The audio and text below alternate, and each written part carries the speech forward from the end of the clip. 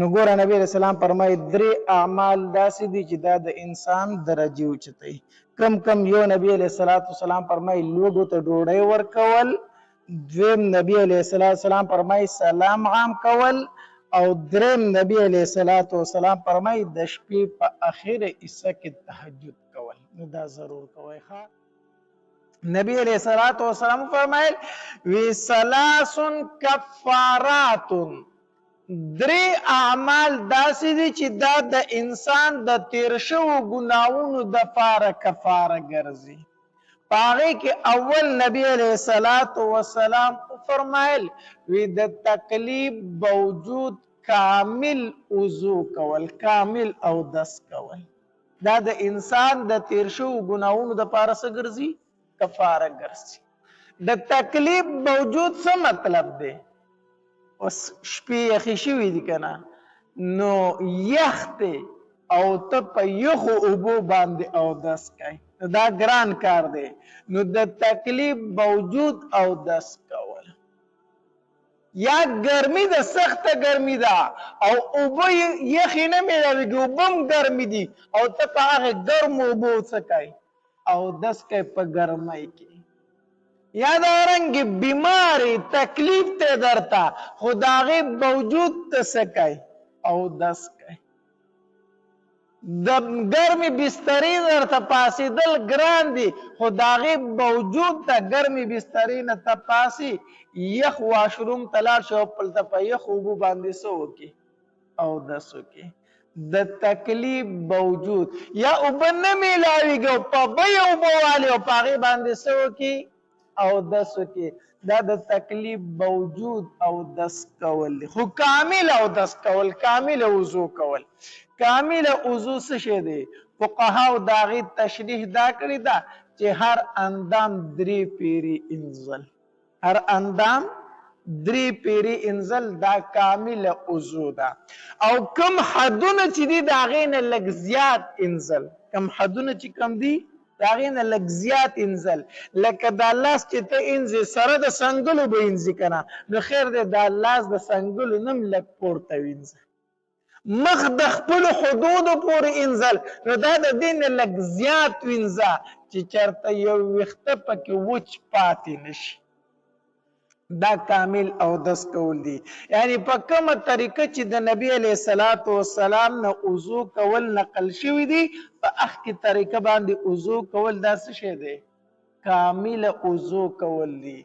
پاکی حاصلول، د پلیتۍ نه ځان ساتل. په دې سره الله تبارک وتعالی د انسان تیر شوي ګناهونه څه کوي؟ معاف کوي. پاکی حاصلول، د پلیتۍ نه ځان ساتل. نن سبا مسله دا ده چې کو خیال خو کړی ډېر خلک هغه لوټه خو ختمه شوې ده، مخکې به خلکو لومبې استنجا په لوټه باندې وکړله او بیا به یې اوبه استعمال کړي. یا نن سبا لومبې ټیشو پیپر استعمال کړي، وروسته څه استعمال کړي؟ اوبه استعمال کړي. نه هغه شی ختم شوی، نن سبا خلک ډایرک استنجا په څه شي باندې کوي؟ سمدستي واړه بول وکړي او ځان په اوبو باندې وینځي او راپاسي. دا پرته تم نه لګي چې یاره زما د واړه بول وروسته ساسي که اوبه ساسي. دته دا پته خو نه لګي، د تسلي نه یې حاصله کړې، سمدستي راپاسي. نو ډېر کرته واړه بول د ده په کپړو باندې ولګي، په اندام باندې ولګي، او دا واړه بول چې ده نو دا غټه پلیتي ده، دا غټه پلیتي ده. د دې کو چېرته د درهم د مقدار نه زیات، درهم مقدار د ورغوي دا منځ چې څومره دی دا د درهم مقدار دی، دا ډبله روپۍ چې څومره یي. د دې نه کو د دې پلیتي زیاته ونه په دې کې مونځ نه کېږي. ٹھیک شو که نه؟ نو دی واړه بولو کې ځان په اوبو وینځي او سمدستي راپاسي، هغه واړه اوبو یې په بدن هم بهیږي او په کپړو هم بهیږي، نو نه یې مونځ کېږي او نه یې اودس کېږي. ٹھیک شو؟ نو لومبې ښه تسلي حاصلول، لومبې تسلي حاصله که چې واړه بول زما ودرېدل، د هغې نه پس ځان په اوبو باندې وینځه. او ګورې دا ډېره سخته ګناه ده د وړو بولو نه ځان نه ساتلو. عام طور پر عذاب قبر ګورې ته دې د وجې نه وي د وړو بولو نه ځان نه ساتل د دې وجې نه ګورې عذاب قبر وي. حدیث مبارک کې راځي نبی علیه الصلاة والسلام داسې یو مقبرې طرف ته ووتلو، یو دوو قبرونو واله و. هلته کې نبی علیه الصلاة والسلام چې په کومه خچره باندې سور و هغه وترېدله. نبی علیه الصلاة والسلام وفرمایل وی دې دوو قبرونو واله ته عذاب میلاویږي، دوی ته به د قبر کې څه میلاویږي؟ عذاب میلاویږي. او نبی علیه السلام وفرمایل داسې د داسې ګران غټ ګناه د وجې نه نه میلاویږي چې دوی ته ځان د هغې نه بچ کول ګران و. څه دومره ګران کار نه و چې دوی ته د هغې نه ځان بچ کول څه و؟ ګران و. نو د یو قبر والا ته وي دا عذاب په دې میلاویږي چې ده به ځان د وړو بولونه نه ساتي. واړه بیل به وکړلو دا پروا به یې نه وه، کو په کپړو باندې څڅېدل او کو په بدن یې څاڅېدل، د هغې نه ځان نه بچ کو، د هغې وجې نه ورته په قبر کې څه میلاویږي؟ عذاب میلاویږي. او دا دویم کس چې دویم قبر والا وي ده ته دا عذاب ځکه میلاویږي چې ده به چوغلي کوله، د دوو تنو په منځ کې جنګېرل، لمسې کول چې ورته مونږ وایو، دوه تنه جنګول، نو ده به دا کار کو. نو دا دومره څه ګران ګناهونه نه و چې ده ته ځان نشو بچ کولی. ځان بچ کول ته اسان خو دوی ته ځان نه و بچ کړی، د دې وجې نه اوس دوی ته په دې باندې څه میلاویږي؟ عذاب میلاویږي. نو به هر حال چې استنجا دې وکړه اول تسلی حاصله کا چې آیا واړه بول ختم شوي که نه دي ختم شوي، چې تسلی دې زړه ته راغله چې او واړه بول ختم شوي، د هغې نه پس بیا اوبه استعمال. نو یو نبی علیه الصلاة والسلام وفرمایلو وی د تکلیف باوجود کامل اودس کول دا انسان د تیر شوو ګناهونو دپاره کفاره ګرځي. دویم نبی علیه الصلاة والسلام وفرمایل وی د یو منځ نه بعد د بل منځ انتظار کول، د یو منځ نه بعد د بل منځ انتظار کول دا داسې عمل دی چې د انسان تیر شوي ګناهونه ختموي، د هغې دپاره کفاره ګرځي. مثال په طور ته اوس د جمعې مونځ وکړو او لاړې خپل دوکان لا یا کور ته یا پټي ته ووتې، خو په زړه کې دې دا تلوسه ده چې د مازدیګر بانک چې کله ووایي انشاءالله مونځ به کومه، دا د یو منځ نه وروسته د بل منځ انتظار کول دي. دا نه چې ته په جومات کې کښېنه او بل منځ ته انتظار کوه، خپل کار روزګار کې لګیا یې، خو دا دې په زړه کې دي چې کله اذان وشي انشاءالله د منځ تیاري به کومه. نو دا داسې عمل دی چې د انسان تیر شوي ګناهونه څه کوي؟ ختموي. مسلمان هغه دی چې د ده زړه به د جماعت سره تړلی شوی، د مسجد سره تړلی شوی. لکه حدیث مبارک کې راځي نبی علیه الصلاة والسلام فرمایي په میدان محشر کې به ډېره سخته وي، هر سړی به د نفسي نفسي چغې وي، څوک به په خولو کې د خپو پورې د پوندو پورې، څوک د زنګونارو پورې، څوک د نامه پورې، څوک د مړۍ پورې په خولو کې ډوب وي په میدان محشر کې. خو څه خلک به داسې وي چې هغه به د میدان محشر د تکلیفونو نه خبر هم نه وي، هغه به د الله د عرش ته لاندې د الله په دسترخوان باندې د الله میلمانه وي. وته نه داسې چې هغه به د الله تبارک وتعالی صحیح میلمانه وي، د الله په عرش باندې د میدان محشر د سختو نه با خبر نه وي.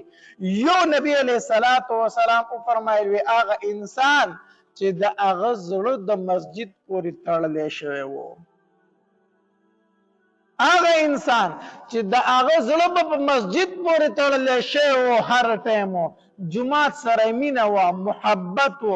د دې وجې نه علما لیکي وایي ګوره د دریو څیزونو مینه چې د چا په زړه کې راله دی د شکر وباسي. درې څیزونه داسې دي د دې مینه چې د چا په زړه کې وه دی د الله شکر ادا کوي. کم یو د مسجد مینا، او دویم د قرآن مینا، او دریم د نبی علیه الصلاة والسلام مینا. دا درې څیزونه چې د دې مینه چې د چا په زړه کې وه دی د الله شکر ادا کوي، ځکه د دې دریو واړو څیزونو نسبت د چا سره دی؟ د الله سره دی مسجد جمعات د الله کور دی قرآن د الله کتاب دی او نبی علیہ السلام د الله رسول دی دا درې سيزونه دا دي چې د دې نسبت د الله سره دی نو چې کله ستا د دې دریو سيزونو مینه په زړه کې ونه ستا مینه د چا سره ده د الله سره ده دې وجه نه دغه انسان دې څه وباسي شکر دې وباسي نو د مسجد سره په زړه کې مینه ساتل پکار دي مینه ساتل مسلمان او مومن دی به د مسجد نه بار داسې وي لکه مې چې د اوبو نه بار وي مومن به د مسجد نه بار داسې خپوي داسې تړپاویږي به لکه مې چې بار د اوبو نه خپوي تړپاویږي او منافق سړی به په جمعات کې داسې وي لکه مرغۍ چې په پنجره کې وي داسې به تنګ وي دا په دې انتظار وي لکه څه ټایم دا دروازه کولو شو پر مې کړه چې والوتې دکې شانتې منافق سړی به په مسجد کې تنګېږي یاره دې مولي صاحب خو ډېر ناوخته کړو چې دا مونځ وشو چې په دې دروازه ورخوشې کېدی وتلې دا ګوره د منافق علامت دی الله دې زمونږ په حال باندې رحم وکړي مونږ د جمعې 2 رکعته مونځ وکړو که نه هغه کې په مخه ټیمپیس ته به ګورو بار بار به ګړۍ ته ګورو چې څه چل دی او چې فرض وشي په دروازه باندې داسې یو غوبل جوړ شي بس دغه 2 رکعته مونځ د سنت نشته دی حدیث مبارک کې راځي نبی علیه الصلاة والسلام فرمایي وی د کم انسان چې فرض اعمال فرض منځونه کم شي الله تبارک وتعالی به فرمایي دا نفل ولا په څه باندې بدل کړي په فرض بدل کړي دا خو نفل نه دي دا خو سنت دي ګوره سنت دي نو یاد وساتئ کم انسان چې مستقل سنت فریدي دا انسان فاسق دی داسې یو په ډېر کسانی چې زما په خیال چې په کال 2 کې به هغوی د جمعې سنت نه کړي د جمعې سنت به نه کړي ځکه چې دلته کې جمع ودرېږي دې مانځه له راشي نو هغه ړومبې سنت هم ونه کړي اصل رکعت هغه هم ونه کړي او چې کله وروسته چې کوم دی نه خو پکې اړو دې سنت حسابوي نه چې دا هم سنت دی نو بس هغه رواج وشي بارو ته ځان بد ښکاري چې خلک بوی د جمعې ورځ دا ناول یې بار ګرځي یو زر زر رامنډي کې جمعات ته په دې نه دی چې زه د عبادت کوم دی په عبادت لراتله خو دا سنت به هم کولو خو بارو تر مانځه په دې ټایم کې ځان بد ښکاري نو ځکه جومات ته راسي ځکه چې نن سبا خو مسلماني جمعې له راغلې ده که نه نو چې د جمعې مونځ نه کوي نو یاره دا سړی ډېر ګناهګار دی خو نور نه کوي خیر دی به نبی علیہ الصلوۃ والسلام فرمایي وی مسلمان هغه دی چې د به د مسجد سره سوي مینه وي الله تبارک وتعالی په قرآن کې د مسلمانانو صفات بیان کړي دي یو صفت یې پکې دا بیان کړی دی چې مؤمنان هغه دي چې دوی به د جماعت سره مینه ساتي محبت ساتي انما يعمر مساجد الله من آمن بالله واليوم الآخر د جماعتونو تعمیر کو بیا ظاهری دی او کو روحانی دی هغه به د مسجد تعمیر کوي آباد بساتی مسجدو نو یو نبی علیہ الصلوۃ والسلام فرمایي وی د یو منځ نه وروسته د بل منځ انتظار کول دا داسې عمل دی چې د انسان تیر شوي ګناهونه ختموي او بیا نبی علیہ الصلوۃ والسلام فرمایلو وی دریم دا دی چې د جماعت د مانځه د پاره پیدل مسجد ته راتلل د جماعت د پاره مسجد ته پیدل راتلل دا داسې عمل دی چې د انسان تیر شوي ګناهونه ختموي ځکه چې په کومه لاره باندې ته مسجد ته راځې که نه په کومه لاره باندې راځې دا لاره به په قیامت په ورځ باندې ستا دپاره ګواهي کوي دا لاره به د قیامت په ورځ ستا دپاره ګواهي کوي چې الله دا انسان په ما باندې تللی دی مسجد ته سلف خو مسجد پرېږده د هغې لارې به ډېر خیال ساتو د هغې لارې به ډېر زیات خیال ساتو نو چې کوم مسجد ته ته ځې په دغې لاره باندې دا په زړه کې ووایي چې دا لاره به زما دپاره ګواهي کوي. په کور کې د اودس وکړو ته مسجد ته را روان شي، حدیث مبارک کې راځي د انسان یو ګناه کمیږي یوه درجه اوچتیږي، یو ګناه کمیږي یوه درجه اوچتیږي. نو کور اودس کوه، مسجد ته راځه، الله د ګناهونه کمی درجې دې اوچتوي. نو دا درې اعمال داسې دي چې نبی علیه الصلاة والسلام فرمایي وایي دا د انسان د تیر شوو ګناهونو دپاره څه ده؟ کفاره ده. ثلاث کفارات، دا درې اعمال د تیر شوو ګناهونو دپاره څه ده؟ کفاره ده. کم کم؟ یو کامل اودس کول د تکلیف باوجود. دویم نبی علیہ الصلوۃ والسلام فرمای د یو منځ نه وروسته د بل منځ انتظار کول. او دریم نبی علیہ الصلوۃ والسلام فرمای د جماعت د مانځه د پاره مسجد ته پیدل راتلل. او نبی علیہ الصلوۃ والسلام فرمای وثلاث درجات، درې اعمال داسې دي چې دا د انسان درجه اوچتوي. درې اعمال داسې دي چې د انسان څه اوچتوي؟ درجه اوچتوي.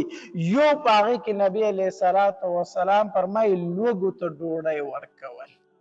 الله تبارک وتعالی ته په عملونو کې خوښ عمل څه شی دی؟ لوږو خلکو ته ډوډۍ ورکولو. لکه حدیث مبارک کې راځي الله تبارک وتعالی به د قیامت په ورځ یو انسان راوغواړي. نو الله تبارک وتعالی به ورته وفرمایي ای بنده زه وږی وم ما ستا نه ډوډۍ غوښتې وه نو تا ما له ډوډۍ نه وه راکړې. زه وږی وم ما ستا نه اوبه غوښتې وې نو ګوره تا ما له اوبه نه وې راکړې. او ای بنده ګوره زه بیمار شوی وم ناجوړه شوی وم نو تا زما پوښتنه نه وه کړې. دا بنده به ورته ووایي الله ته هم ډوډۍ غواړې؟ ته خو د ډوډۍ خوړلو نه پاکې. الله ته هم اوبه څکي، ته خو د اوبو څکلو نه پاکې. الله په تا هم بیماري راځي چې زه دې تپوس نه درغلی. الله تبارک وتعالی به ورته وفرمایي ای بنده زما یو وږی بنده تا له درغلی او ستا نه ډوډۍ غوښتله نو تا ورله ډوډۍ ورنه کړه. دغې وږي بنده له خو تا ډوډۍ ورکړې وې د ده سره زه موجود وم.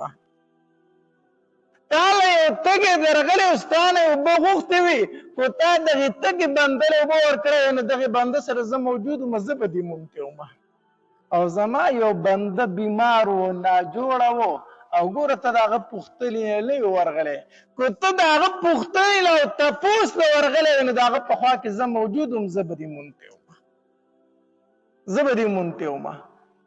الله نو ګوره وږو ته ډوډۍ ورکول دا یو ډېر بهترین عمل دی، بهترین عمل دی. عبدالرحمن ابن عوف رضی الله تعالی عنه دا په صحابو کې یو مالدار صحابي و. الله تبارک وتعالی ورله بېدرېغه مال ورکړی و، بېدرېغه مال، خو ټول مال یې په دین اسلام باندې لګوی، په دین اسلام باندې. یو ځل یې شام ته قافله تللې وه نو چې واپس راله ډېر غټ تجارت یې کړی و، ډېره ګټه یې کړې وه. 200 وخان 200 وخان په هغې باندې بارونه تړلی شوي د تجارت سامان راغی د شام نه. نو چې مدینې منورې ته یې قافله راورسېدله نو د تاجرانو ټولګي ورته راغونډ شوي وو. نو یو تاجر په پاسېدو بل په پاسېدو بولي پې لګوله. نو یو تاجر پکې پاسېدو وی عبدالرحمن ابن عوفه دا کم سامان د تجارت چې راغلی دی زه نه یو پدرې اخلم ټول په ما را خرڅ کا، زه نه یو پدرې اخلم ټول په ما را خرڅ کا. عبدالرحمن ابن عوف رحم الله رضی الله تعالی عنه فرمایل وی حضرت دا ما خرڅ کړی دی، دا ما څه کړی دی؟ خرڅ کړی دی. تاجران حیران شو چې دا دومره غټ تاجر پکې د کم ځای نه راغلی. نو یو تن پکې تپوس وکړو وی حضرت ټول تاجران خو دلته ناست دي، مونږ راغونډ شوي یو مونږ یې اخلو او ته وایې چې دا ما خرڅ کړی نو په چا دې خرڅ کړی دی؟ نو عبدالرحمن ابن عوف رضی الله تعالی عنه فرمایل وی دا ما په هغې چا باندې خرڅ کړی چې هغه یو په 3 نه اخلي، هغه یو په 10 اخلي، هغه یو په 10 اخلي. مدینه منوره کې قات غریبی دا خلق وږی دا 200 وخان ما د مدینې غریبانانو له ورکړله او ما هغې ذات له ورکړه چې هغه یو په 3 نه ورکوي، هغه یو په 10 ورکوي. ما ډېره ګټه کړې ده. داسې الله تبارک وتعالی ورله مال ورکړی. عائشه رضی الله تعالی به ډیر مال راغی، ډیر مال راغی. نو چې سحر به کو کنه نو کې به ناستا، کې به ناستا. نو خلک غریبانان براتلو، دی به ورکول. ماښام به دغه شانتي شو، دی به ورکړه کوله. نو چاته نه تپوس کو ای مور بیبي دا مال خو ته اسې ورکای خو ځان دې دومره په تکلیف کې اچولی چې په خپله ورته ناسته په خپله ویشي. خو چېرته یو غلام وینځي ته وایي نو هغه به یې تقسیموي یا به یې نور خلک تقسیموي، ته ولې ځان دومره په تکلیف کې اچولی دی؟ نو عایشه بیبي ورته وفرمایل رضی الله تعالی عنها، ما د خپل محبوب نه اورېدلی دي چې څوک مسکینانو او غریبانانو ته په خپل لاس باندې ورکوي که نه، الله تبارک وتعالی د بدې خاتمې نه ساتي، الله د ناکاره خاتمې نه ساتي. نو زه په خپل لاس ځکه ورکړه کوم چې الله زما خاتمه ښایسته کړي، د بدې خاتمې نه مې الله وساتي. د هغې عادت و په خپل لاس باندې به یې ورکوله، په خپل لاس باندې به یې ورکړه کوله. الله د عمر رضی الله تعالی عنه دور خلافت و، قادسالي شروع شوه. اعلان یې وکړو وی د بیت المال نه به روزانه 20 اوښان علالوئ، خلکو ته ډوډۍ ورکوئ. 20 اوښان. نو چې په اوله ورځ باندې خلک راټول شو، وی شمارل وی هسې تاسو وشماره چې په دې دسترخوان څومره خلک ناست دی. چې وی شمارل 10,000 خلک راغلی وو. وی معلومیږي دا چې خلک ډېر وږی دی، دا خرچه ورته نوره زیاته کوي، حتی در دې پورې چې هغه 10,000 نه خلک دا 40,000 ته ورسېدو. په یو ټایم باندې به د عمر رضی الله عنه په دسترخوان باندې به 40,000 کسانو خوراک کو. او تر څو پورې چې مدینه منوره کې قادسالي وه، نو عمر رضی الله عنه کور ډوډۍ نه وخوړلې، د خپلو بچو د خپلې ښځې سره ډوډۍ نه وخوړلې. وی زه کور ډوډۍ نشم خوړلی، زما خلک به بار وږي او عمر به د بچو سره ناست به دسترخوان ډوډۍ به خوري. وی کم خلک چې په کم دسترخوان ډوډۍ خوري په هغې دسترخوان به عمر هم ډوډۍ خوري، الله. نو نبی علیہ الصلوۃ والسلام فرمایي کو درجه اوچتول غواړي که نه نو لوږو باندې ډوډۍ وخوروه، وږو باندې څه وخوروه؟ ډوډۍ وخوروه. په دې باندې انسان درجه الله ډېر اوچتوي. او دویم نبی علیہ الصلوۃ والسلام فرمایي وی سلام عام کوي، سلام په دې باندې انسان درجه اوچتوي الله تبارک وتعالی سلام عام کولو سره. ځکه یو خدا دی که نه چې ته وایي السلام علیکم، هغه درته په جواب کې څه وایي؟ وعلیکم السلام ورحمت الله. نو دا سلام په هر چا باندې د دې وجې نه اچوه دا یو بل ته دعا کول دي، یو بل ته څه کول دي؟ دعا کول دي. نو دا سلام په هر چا ځکه اچوه وایي کېدی شي دا سړی زما نه ښه نو د دې دعا به الله ماته قبوله کړي. په هر سړي سلام اچوي، خو هر سړی به درته دعا کوي په جواب کې که نه. نو په هر سړي سلام اچوه، نو کېدی شي په دې بندګانو کې یو داسې بندی چې د هغه دعا ستا په حق کې قبوله شي. او دویم کوم سړی چې سلام ډېر اچي که نه نو دا سړی به د کبر نه د تکبر نه به خالي وي. حدیث مبارک کې راځي نبی علیہ الصلوۃ والسلام فرمایي البادئ بالسلام بریء من الکبر، په سلام باندې ابتدا کوونکی دا د تکبر نه خالي وي. دا سړی متکبر انسان سره دی به ټول عمر په دې تمه چې یاره ما باندې چا سلام واچولی زه به جواب ورکړم. دی به چاته سلام نه کوي، دی به ځاله په خرش پرش کې ګرځي، یاره ما ته چې اواز وکړو زه به وکړم که زه نه کوم. نه، ابتدا بالسلام، سلام کې ابتدا کوونکی دا سړی به د تکبر نه څه وي؟ خالي وي. نو په زړه دې غواړي که نه چې زه د تکبر نه خالي انسان د الله په دربار کې ولیکلی شوی، نو سلام په هر چا باندې ورچوي. بس دا علاج دی د تکبر د ختمېدو علاج څه شی دی؟ په هر چا باندې سلام اچول، دا د تکبر د ختمېدو علاج دی، علاج. نو سلام اوس مصیبت دا دی چې مخکې به خلک یو بل سره چېرته خط پیلېږو میسیج به یې کو نو لومبی به ورته وي السلام علیکم ورحمت الله وبرکاته. اوس پکې څه کوي هیلو. نو هیلو څه شی دی؟ هیلو څه مطلب دی؟ بعضې به د هغه ایچ آی راولېږي هي دی که څه شی دی؟ د دې څه مطلب دی؟ ما ته چې څومره میسیجونه راځي ما هغې میسیج لا جواب نه دی ورکړی چې چا راته دا هي غونته رالیږلی ما لا د دغې میسیج جواب نه دی ورکړی. زم دا څه شی دی لکه هیلو. په مونږ معاشره کې نن سبا د دوو څیزونو ډېر زیات کمی دی. د دوو څیزونو ډېر زیات کمی دی زمونږ په معاشره کې. کم یو سلام دویم جزاک الله. یو سلام دویم جزاک الله. زمونږ په معاشره کې د دې شي ډېر زیات کمی دی. سلام هم څوک نه اچوي او دویم که څوک در سره خواله وکړي که نه نو هغه به تا یا ته چا سره خواله وکړي نو پکار دا ده چې هغه تا ته ووایي چې جزاک الله نو هغه به درته ووایي تھینک یو که څه شی وایي ما له خو راضي یم نه تھینک یو که نه غالبا دغه الفاظ دي. اوس دا څه شی شو؟ حدیث مبارک کې راځي نبی علیہ الصلوۃ والسلام فرمایي چا سره د احسان وکړو او هغه درته په جواب کې جزاک الله وي هغه ستا سره د هغې نه غټ احسان وکړو. غټ احسان ٹھیک شو. چا در سره ښه وکړو که نه تا ورته په جواب کې څه وي جزاک الله د دې بدله دی الله تعالی درکړي. نبی علیہ السلام فرمایي دې سړي په د هغې نه غټ احسان وکړو چې د ورته جزاک الله د هغې نه غټ احسان وکړو. نو دعا کول دي الله دې تا ته اجر درکړي. نو اوس تھینک یو یا تھینکس یا دا څه شی دی د دې اړو څه مطلب نشته دی. نو زموږ معاشره کې نن سبا دا دوه کمی زیاتې دي یو سلام او دویم جزاک الله. نو به هر حال چې څوک در سره خواله وکړي نو ته ورته په جواب کې څه وایه جزاک الله. الله دې تعالی را دې بدلې درکړي. او دریم نبی علیه الصلاة والسلام فرمایي وی د شپې په وخت کې تهجد کول دا داسې عمل دی چې د انسان په الله درجې اوچتوي. د شپې په وخت کې تهجد کول په نفلونو کې بهترین نفل چې دی هغه تهجد کول دی.